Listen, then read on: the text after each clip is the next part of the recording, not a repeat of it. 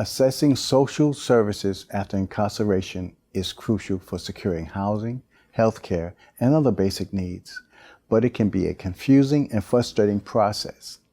Let's talk about the challenges of navigating social services and how individuals can best advocate for themselves to get the support they need.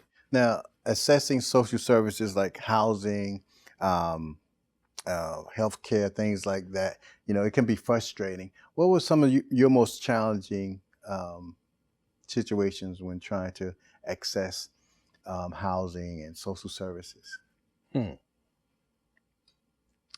For me, it was going to the DMV, trying to get my driver's license. 25 years prior to when I went, the DMV, the way they did things was different. So I walk into I understand DMV has a line. It's always been known that you're going to have to wait. When I went to the DMV, they had a TV monitor. The lady gave me a ticket with my number on it, and the TV monitor prompts the number. If it corresponds with my number, that means it's on me to go up there and talk about what I need to do. And I learned that the hard way. They don't explain that to you. I get up to the window. What are you here for? I'm trying to get my driver's license. They give me this ticket and say, have a seat. So being in prison, I'm observant. I'm seeing how everybody else is moving. And when the TV monitor, I missed my number somehow, some way. And I'm waiting so long. I'm waiting. And the numbers will go around again. But before mine went around again, I got so frustrated. My mother was sitting in the car waiting for me. I think she kind of took a nap. So when I got back to the car, I was frustrated. I said, I'm just ready to go. Don't worry about it. Let's go. She was like, what happened? I said, I don't even want to talk about it. Let's go. And on the way home, she was like, well, what went wrong? And I articulated all of that to her, how confusing that was, how different it was. I just felt like it wasn't helpful. Nobody gave me a sense of information about how to do it. And I had a series of those experiences. Going to Walmart, trying to get my Social Security card. Nobody guides you on how to do these things. You don't know which way to go. You come through the metal detector. You don't know to go left or right. It just said, go upstairs to room such and such. And you got to navigate all of that. And it was just mentally overwhelming. And I'm saying to myself, they ought to have, if the recidivism rate is so high, mass incarceration is so real, why they don't have a department set up for all these statistics about how many people return from prison every year? Why don't have these little stations set up to serve those people, especially if you've been gone a long time like myself? That was just always frustrating because you felt inadequate. You felt stupid. Felt like you didn't know. And when you you jam the line up because you asking all these questions because you don't know. You also feel the heat from the other 12 people behind you. Man, get out the way till you figure it out. And that would make me a lot of times just abandon the whole mission. I don't want to do that today. Let's just take me home. So there's people, and you're convinced, and I'm convinced as well, that there's people who don't get the services they need because they didn't know how to access those services. Know how to navigate them. So it sounds like, and I know we had this conversation before, it'd be great to have a peer mentor. Go with them. Let me watch how you get on a bus. Let me watch you first. Yep. So doing that up front or saying that up front will really help people get the services they need. Exactly. It's funny you said that because I can remember when, trying to use my debit card. Uh-huh. And I didn't know about no debit card. I did 30 years in prison. I don't know nothing about no debit card. So I remember he taking me to Walmart and he was saying, man, I got all my stuff. I tried my clothes on. I got all my clothes and everything. I go to the cashier. And I go up there, he looking at me like, go ahead up there to the cashier. You know what I'm saying? So I go up there, I went, past the lady my car. She said, put it in that little box right there and swipe it. I'm looking around. I said, swipe it? She said, yeah, swipe it. I just told the truth. I said, look, no disrespect. I just got out of prison. I did 30 years in prison. I don't know how to swipe no card. Could you please help me? She sit back and she looked at me like, you did 30 years? I said, yes, ma'am, I did 30 years. Could you please help me? But he let me do my own thing. But I appreciate that because he gave me the opportunity to learn what I need to learn when it comes to my debit card. She showed me how to swipe it, and I remembered that. And I think everybody needs that same experience, when it comes to trying to go to these different things like debit cards or going to the grocery store or going to Walmart, whatever. You know what I mean? I think they need that experience, and they need someone who's been there to help them be able to navigate that. And when it came to housing, I went straight to a transitional house. And I think that most guys who do not have that support need to go to a transitional house, because that transitional house gives you all the tools that you need to be able to help your reacclimation back into society or the community. You know what I mean? And you can utilize all the resources they got. So they got peer support specialists there. They got community health workers there. You know, they got all the resources that a person needs to be able to help them, you know what I'm saying, with the transition. So that was the part. To me, everyone need help that's coming out of prison, especially done 5 years or more. I still say 5 years. Some say, nah, 5 years is not that much time, but 5 years or more, they need that type of help. But now the way the system technology is advancing, because it's changing. They're not teaching you nothing in prison. You know? And it was each one teach one. I did the same thing for Will. Yeah. When Will got out, I went and picked him up and took him to Walmart. Yeah. You know what I'm saying? Just to make sure, you know, that for him to navigate and understand certain stuff. And as a peer support, his mother was housed, STSG was one of the houses that I picked up peer support. It was where I did counselor, monitor. So she would have us take clients out to the store for the same exact reason they're saying, because these guys would be getting straight out of prison and not have a clue how to navigate and do certain things. So we would take them there and show them how to shop and show them how to budget and show them how to use, like he's saying, the self-checkout lines. Because a lot of these guys done did, like you said, 20, 30 and 25 years, ain't got a clue on what it means to have a card and put something in that basket and then put that card there. They don't know what's going on. So you have to, have the patience and the understanding to help them get through that. Mm. Wow. Yeah, it's like a social study. Yeah, you come out of Walmart, first of all, you got a kaleidoscope of choices, of toothpaste. In prison, you got 2 choices, 3 tops. Walmart, you got 25, 30 choices of what brand you want to get. So you don't know, you want to act like you know, so you just grab one and you take, oh, this is a good one. Whole time you're like, man, I don't like this flavor at all, because you don't want to seem inadequate. And to get back to the social services, things you really need, like credentials, ID, you might have lost your birth certificate along your way of doing your time. People move away, pass away. Those things where you need that peer, you need that understanding person. He took me to South Point Mall in Durham and just sat on the bench. And I'm standing up. He was like, just, relax, enjoy yourself. Too much movement around me, but those are the things, like he taught me how to swim. He put me in the water and he was a life jacket for me. I'm not going to let you drown, but these are the things that you need to go through to get reacclimated. And I pay it forward. I do the same thing with other guys. He was my first case study when he got out, man. I would do him the same way. And it's a balance between knowing what you need to know basically and trying to learn what you want to know, and marrying the two. And watching you learn as you go. You might realize I really didn't like that. But having the experience and having the support, the companion with you along the way is helpful. Knowing you could be honest enough to say, I don't like that anymore. In prison, it's not enough room to say what you don't like. You get what we serve you. Right. Every day, all day. Right. Yeah. All the time. How dare you say you don't like that no more? What do you mean your pillow's too flat? You don't have a pillow, that's your fault. You should have got one. Just so minute, man. They steal your opportunity to have a choice is taken away so much daily, to where you can subtly get conditioned to not want to choose. Wow.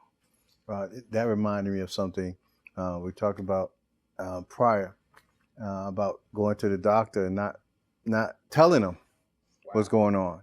Can you kind of explain that dynamic? Oh my goodness, man! You prison, when you get a nurse, if the nurse sees fit, she bounds you over to see the doctor who comes through on a calendar. And if the nurse thinks enough of your situation, she'll sign you up to see the doctor. And how dare you miss it? If you sleep and you're not on time because they give you a calendar It's a note telling you the doctor be here on Friday at 9 o'clock. If you miss it, you just missed it. That's on you. When you do have the doctor visit in prison, it's not a conversation. It's not how you doing today or what's wrong. It's him reading what was written about why you're there and him responding to just that with the bare minimum. I've been through that. When I was out of prison, I got into a car accident. Actually, the one that began this process with my shoulder, the nurse at UNC was asking me what happened, where did it hurt? Can I describe the pain? And I was very minimal with my description and my words. And I guess she thought I was still in shock. But when I got home, I asked myself, I sat on the edge of my bed and I said, man, why didn't you tell the people what was wrong with you? It's other stuff bothering you. And it dawned on me, in prison, how dare you, being an inmate, tell a doctor who's had all this schooling that he's wrong, it don't hurt right there. What? If you dare do that, you might get blackballed. You won't see the doctor again for maybe a few months. Then you're labeled as somebody who has the audacity to think you know what's wrong with you.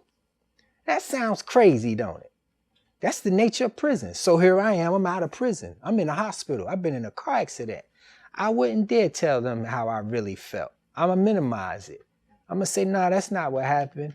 I'm waiting on them to kind of lead me into saying what happened. And when I got home, man, I was very depressed because I didn't even feel the courage or the confidence to articulate what happened in the accident. Even with you want to talk about the police report?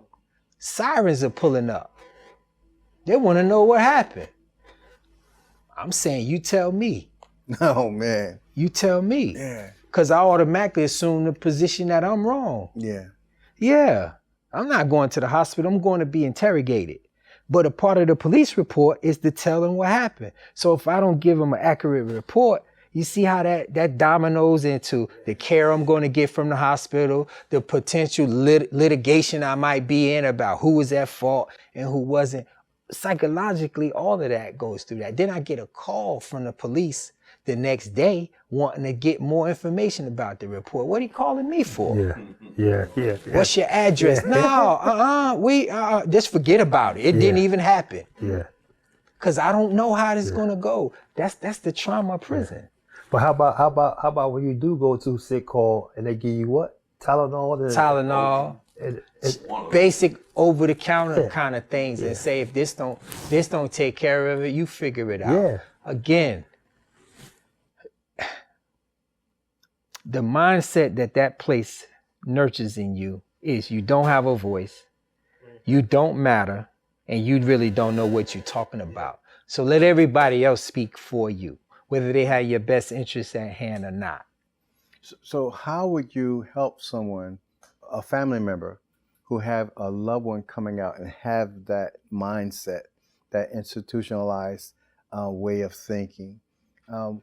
How would you help them? What would you say to that mother or that sister or that brother who may have somebody returning who think like that, don't think they have a voice? I would encourage them to develop a level of camaraderie daily, to remind that person you do matter, you do have a voice, and there is room for you to express how you really feel without penalty. It's not punitive. And you have to inculcate that daily with that person, because you telling me as my dad that you love me and I'm great is one thing, right? But when you're going the whole world, the media, my time in prison is telling me that I'm not great, I don't matter, and I shouldn't be out of prison. So your voice turns into a whisper. All I hear is the crowd. So how do we counter that? We counter that by constant reminders in little subtle ways that your voice matters. You're not wrong. You're not going to be punished for having a different perspective than professional people, than people who sit in position and have titles, because again, in prison, you get reprimanded and you get labeled as a troublemaker. How dare you tell a man, you should go to medical, man, something's not right with your ankle. He'll say, nah, it'll be okay in the morning. I'm like, man, I'm telling you, man, you should go to medical. he wants help. He's not sadistic. He wants help, but he knows when he goes to medical, man, if it goes wrong, he might not ever get a chance to go back to medical.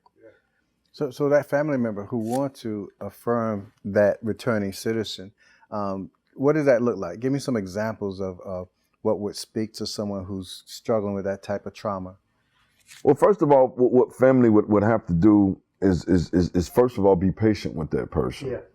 Is have the understanding, and this is a little different because my time to their time is different, but time is time. I mean, you get the same treatment whether you do 3 years or 30 years or whatever. So the biggest thing family has to do is be patient with the person and listen to them, because it's like he said, I can remember doing a sick call, and like he's saying, telling somebody what's wrong with me, and the guard standing over there, and I think I'd hurt my neck or something. And as soon as the nurse walked off, when he didn't, well, I don't even think she walked off. She heard it. He said, well, just put a noose around his neck and put him out there on a tree. This is what the guard said. I looked at the nurse. I said, did you hear him? She played it off like she did. So that's the kind of stuff you're dealing with. So when somebody comes home to that and say, like he said, you've been in a wreck or you got hurt or whatever, you want to have that understanding and that love of your family, this giving to you to let you know that you not only can let the doctor know or the nurse know what's wrong with you, but we're backing you up. We're here for you. We're here with you. You don't have to go to sick call by yourself like you did in the prison. We're going to give you a ride to the hospital. We're going to give you a ride to the doctor. We're going to hear what you have going on so we can help you get through this problem. So that would be a great big thing, is just showing them, that a returning citizen, the love of, we're here with you. You're not walking this by yourself. You're not going to the doctor by yourself. Right. If you have an illness, you're not going through that illness by yourself. That would be a great start right there. Yeah. Communication is the key. I bet communication on both sides is the key. The person that's coming home, explaining to his mother, father, sister, whoever it is in the household, how they feel. But you have to humble yourself to be able to do that. You know what I mean? And the family member saying the same thing. Let's have a conversation. What's the do's and the don'ts on both sides? And I think when you have that conversation, it opens up a better understanding for both parties. So I think communication is the key. Statistically, when children get mishandled by people in a uniform or in authority, they very seldom speak out about it, because we all been nurtured that this person's a professional, right? Why would he or she do that? And it could be years down the line where a child was saying, I was trying to tell you that he or she mishandled me, but he's a professional. That's similar to the psyche about prison. You're a number. You're not that important. So if you do have a complaint or a gripe, it's not going nowhere. It won't leave the prison walls. It's going to stay right here in-house. So you either learn how to deal with it, right? Or you figure out another way around it. And again, when that's nurtured in you and you get out of prison, you realize you have rights, you have a voice, they have institutions that support people like you. You have to discover that in a hard knock way, because you say automatically, man, they're not going to believe me. And if they do, I don't want to go through describing the whole ordeal all again. So I'll just eat that, swallow that, go home and wash it off like it never happened.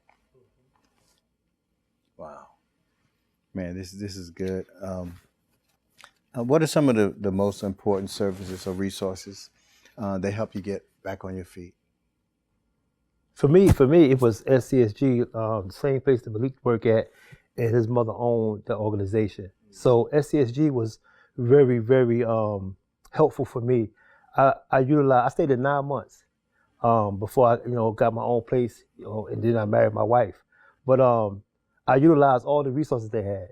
And I think that most people, like I said earlier, most people that's coming out of incarceration who do not have a great support system or a vast support system should go to a transition house that have those programs.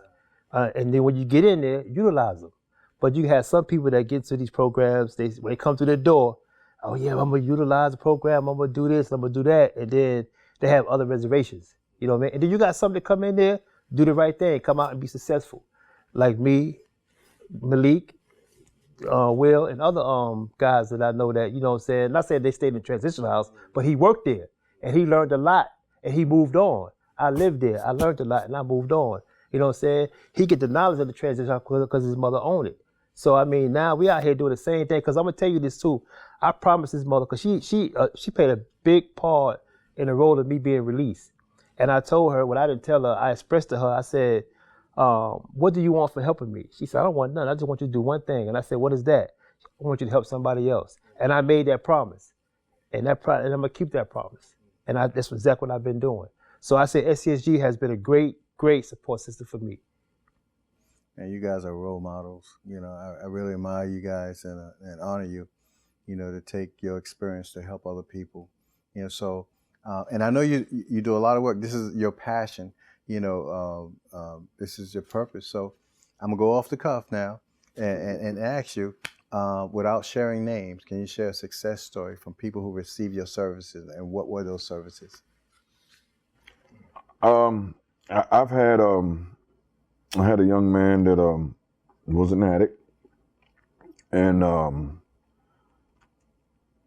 the places that gave up on him because he was a little aggressive, you know. But I understood how to meet him where he needed to be met at, you know. And what I understood, his aggression really was fear, scared of what am I going to do next. So meeting him where he needed to be met at, I end up helping this young man get himself clean, getting off, you know, street drugs, and actually going to what they call dosing centers. In return with that, got him out of the streets, got him into a shelter. And I hate saying I got him, because only thing I can do is build a bridge. He has to cross it. So he did the work. I just was there to help him do the work. But getting back to that, got him in the shelter, got himself clean. In return, hadn't been with his family in over 10 years because he had been sleeping in the streets, an addict. Today, that man is back with his family. And my Will has met him. Will has met this guy. And like I said, we ain't gonna call no names, but this guy's back in the streets. I mean, back with his family, and now is trying to get, you know, living quarters here in Raleigh, and it's still clean. He's been clean over a year now. I had a family, real quick, I had a family member that's, his back was against the wall. And, you know, he was trying to go back to the streets, you know, sell drugs and stuff like that, because he felt like, you know, that's the only thing that he could do better. And I told him, no, you bigger than that, man. And right now I have helped him get a job at DOT in Hillsborough. He's working, he's doing good, and he's about to get married. Wow, great, man, great. Thank you, man. You changing lives. Thank you. Will, do you got one you want to share? I don't have any success stories yet, because it's too many, man. It's too many that's still in there, that's still trying to find their way, man. I've always been a team player. I always look at, we all got to get in the end zone, man. I don't care who catch the ball. We all got to get in the end zone. And there's so many brothers and sisters, man, that's still trying to figure out where the end zone is, man. Until we all get in there, man, I can't rest well, man. I did my time that way, and I live my life that way, man. I want everybody to get in the end zone, know what it feel like to spike the ball, man, and say, I made it, man. I want everybody to know that feeling, man, because that place snatches that out of you. Yeah, when everybody does that, that'll be my success story. Well, you know, and it's going to go on, because you're changing lives, changing families, which is changing communities, and it's going to change the world eventually, because we're going to have their contribution. And something you mentioned before, code switching. You know, I know sometimes we get used to taking mug shots, but everything's not a mug shot. You told me something. You say, learn to smile again. Learn to smile again. You know, yeah. Firm handshake, eye contact. So what would you tell that person who's watching this and say, you know what, I did 10 years, I did 15 years. What are some of the things that I need to learn to do right away to kind of change people's impression of me? One of the things I would say is to humble yourself, right? And remember this, man, don't nobody really care but you. And believe it or not, most of the people you pass every day that you mean mugging, that you holding your nose up to, man, they have no idea where you've been unless you tell them. They have no idea where you've been unless they busy with their lives. Busy yourself with putting your life together, man. and then you'll smile more. But as long as you're talking about what you don't have and nobody's checking on you and nobody's sitting around trying to fix your life, man, that frown is going to be permanent. Busy yourself with your life, man, building your life up. The three of us, and great opportunity by Wake LLC, but the three of us are working on a podcast that we're putting together called 58 Years of Prison to Purpose in the podcast. We're going to do audios along with visuals on this podcast, and pretty much what you're seeing right now is what the podcast to be about. And then we go into other situations, but we're definitely looking forward to this. We think, as Mr. James has said and gave us this platform to do this is needed. We all went through it. We all still go through it. Not only in our personal lives, but in our business lives, as we all are doing something that we are passionate about doing. So yeah, just look out for 58 Years of Prison to Purpose podcast that'll be coming out real soon.